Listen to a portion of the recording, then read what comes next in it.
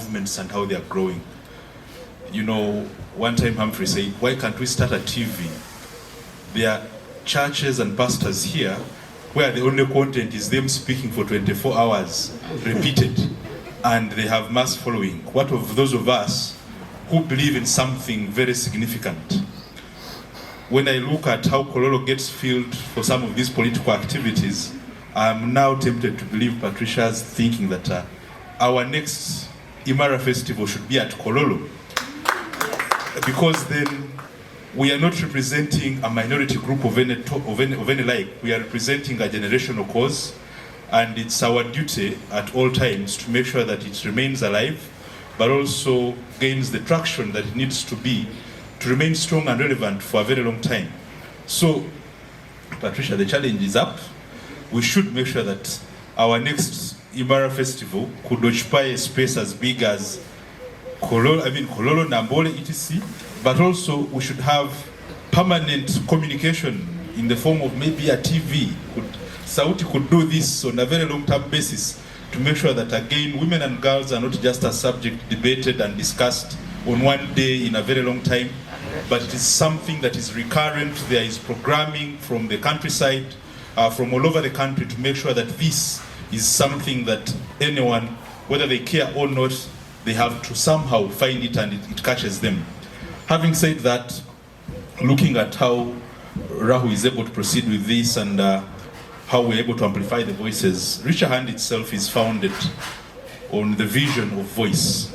When Humphrey founded Richer Hand Uganda in 2010, he was presenting a TV program called The Youth Voice on NBS, which is still there today. It is the Youth Voice program that eventually has the building blocks for Richer Hand Uganda. And I think to date we have remained faithful to that building block. Richer Hand Uganda amplifies the voices of young people, especially young women and girls, and we have come up with a myriad of innovations that we do every day. And we do, for example, film. We have produced film that amplifies the voices of women and girls and all other young people in different settings. We have done film to amplify the voices of persons with disability, how they can fit and ably participate in spaces. Our most recent is a film called Sabotage. Sabotage is a film that strives to promote the dignity of women and girls. We've taken this film across the country. I was in Fort Portal last week for a major event, and I shared with the audience that I had there.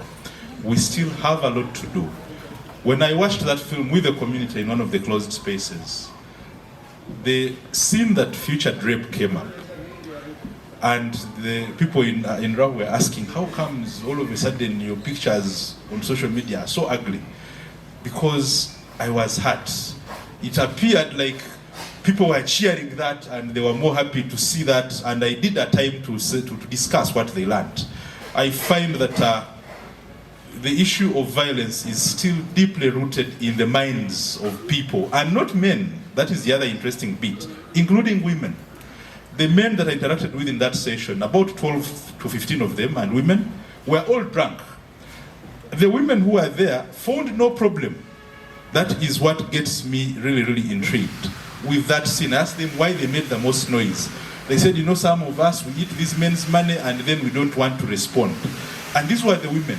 And for me, I really think that whatever we have to do, communication is good enough, but we have to, in spaces of making the law, believe and promote and all work in consonant and enforce the laws, that then people will see such a sin and not cheer it, but all of them understand that that is a sin whose purpose is to say it shouldn't happen, not to promote it.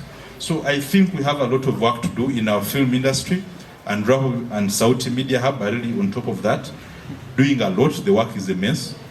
But also the community work that we do should try as much as possible to address two issues that are context specific. Uganda is such a big place.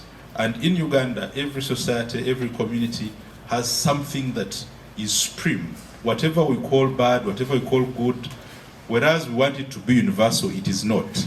Some of the things we strongly speak against here are things that are adored and promoted in other parts of this country. So for those of us who are into programming, we need to be in the depth of these communities. Our team has been in Adjumani and they raised a paper on the issues that we should be focusing on. And ironically, those are some of the things that we take for granted here. We don't even think at them as problems. And I think for us, that should be something we do deeper. We should continue to bring women and girls into advocacy spaces to speak for themselves. Every time a voice is out, every time a voice is lauded of a person who has lived and experienced the issue that they are talking about, it is more authentic, it is believable, it calls to action, it changes the thinking of a certain actor somewhere. Every time we that think are converted speak for these people, we obstruct the faces behind them.